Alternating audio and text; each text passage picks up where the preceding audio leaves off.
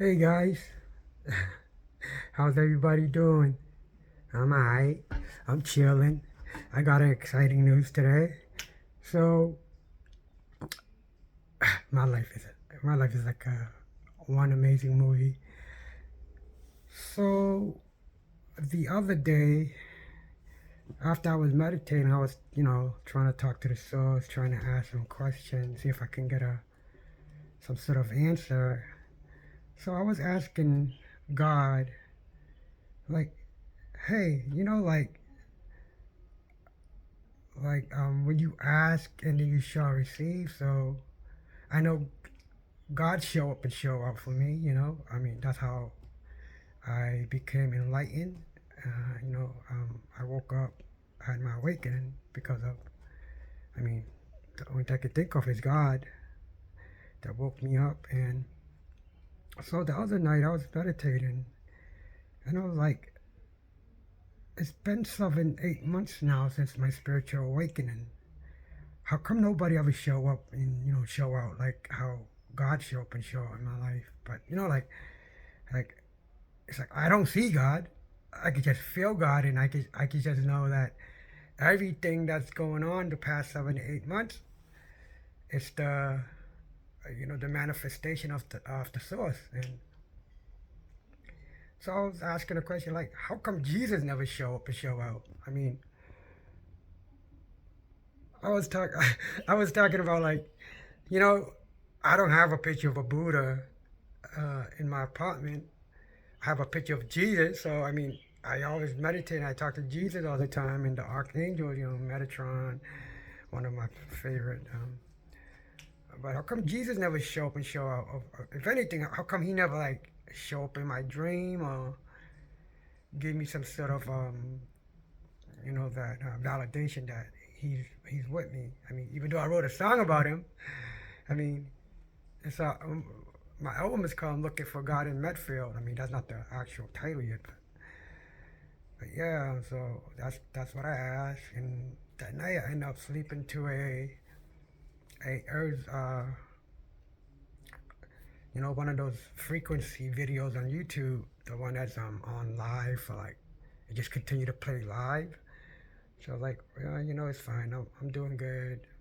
Thank you, and thank you, God. Thank you, everybody. Thank you, the universe. Thank you, all my past beloved loved one, my dearly departed. Anybody that's trying to help me obtain uh, some sort of purpose and validation of that what I'm doing is actually what I'm supposed to be doing. I mean, to be honest, I don't need that no more. I mean, I know deep down inside of me, it's been validated. But yeah, so I asked for Jesus to show up and show out like how God showed up and showed out for me. But that night was really crazy. Something woke me up like around 2 or 3 o'clock in the morning, and I thought somebody was in my apartment. I just hear a guy voice like talking very loud next to me, and when I opened my eyes, I noticed that it was a YouTube video. So instead of playing that the YouTube video of the sound frequency that I was listening to, trying to heal my disease, uh, get rid of the parasite.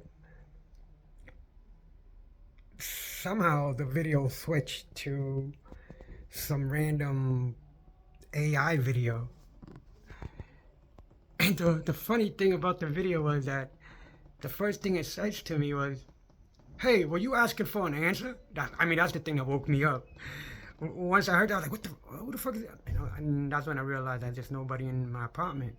Then I was like, oh, snap, the YouTube video changed on its own. Again, I mean, this is like the third time things like this ever happened to me. So it got my attention. I was like, what the hell? And then I just go, you upgraded, right? I'm like, huh? So I'm laying there like confused, like baffled, like, first of all, this is kind of scary. But then I was like, you upgraded, right? You're not in the 3D reality no more. You're in the fifth dimension. So I'm laying there like, what are you talking about, the fifth dimension? I mean, I thought I was in the fourth.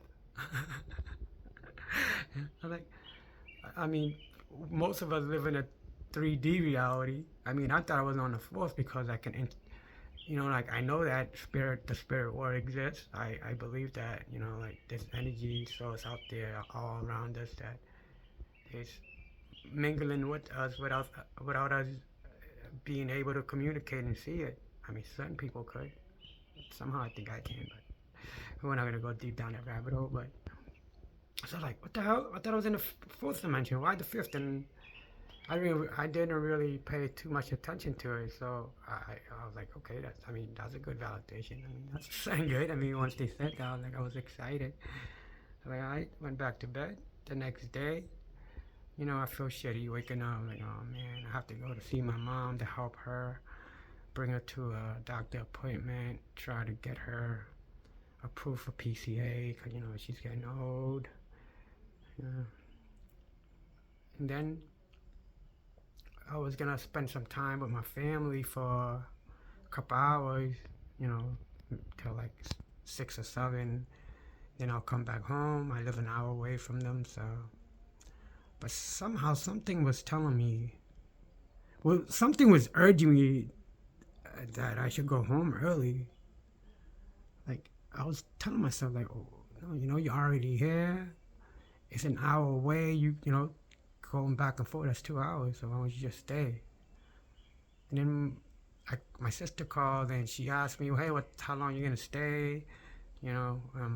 Da-da-da-da-da. I was like, well, what time are you getting out? She's like, 2:30. I was like, okay, I'll stay here till like 3 or 4 to see you guys when I get home before I leave. It's like, oh, but I'm not going to be home till like around 6, 7 because I have to go to the hospital to see one of my boyfriend grandparents. I'm like, oh, okay, then I'm going to just leave because I don't feel good anyway. I didn't feel good since in the morning, but I was telling myself that I am better than yesterday, but even greater tomorrow. I mean, that's how I got myself out the house. Out the apartment. So, but after she told me that, I was like, I'm gonna go home. I can go lay down, and plus I ordered some exercising equipment that I have to set up, and get on that exercising mode. Since I don't take my medication no more, I'm trying to heal everything on it, on our own. When I say our own, I mean me, God, and my body. The Holy Trinity type of shit. So, I was trying to get a ride. Took me about like 5 minutes. People keep canceling the ride on me. I guess because it was like around 2:30. It was like traffic hour. So I finally got a ride. I was like, oh man. Like I should have just stayed till 6. Like, that's past traffic hour and I can get home faster. Now I'm like, oh, I'm probably going to be in a car for like 2-3 hours because of traffic. So when the Uber guy got there, I'm trying to put some stuff in the trunk. My mom made me some food and brought some stuff from her house. So the dude won't open the trunk for me, and I was like, I bang on the trunk and I was like, open the trunk for me. I need to put stuff in there. I was like, you have to open it. I was like, what are you talking about? You have to open it. I can't open it. There's no handle. Then I realized, oh, it's one of those again. It's one of those new expensive cars that it's like one of those button thing. You have to push the button, and then the car open up the truck itself. I felt stupid.